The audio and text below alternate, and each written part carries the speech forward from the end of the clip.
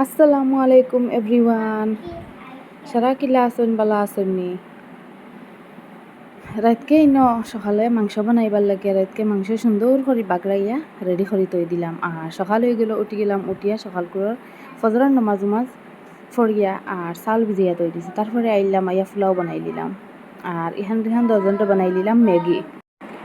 আর আমরার ফুলাও রেডি হয়ে গেল, ফুলাও খাই নিলাম। আমার ফুলাও প্লেট দেখিয়া খার খার জানে খর একটা কমেন্ট করিয়া যাইবা। তারপরে লাগ গেলাম সকাল করে রান্দা বাড়াত মানে আজকু একবারে সিম্পলও বানাইমু, স্পেশালি খানি আছে। ডালির বড়া বানাইমু আর লগে আছে পটল বাজি করমু আর আছে খসুর মুড়া। তো খসুর মুড়া তো আমার খুব ফেভারেট, খুব বেশি ভালো হয়। কতদিন বাদে বাদে খসুর মুড়া, খসুর লতা, খসু ইটা আনিয়া খাই। আমি খুব বেশি বলা পাই, আমার হাজবেন্ডেও বলা হয়।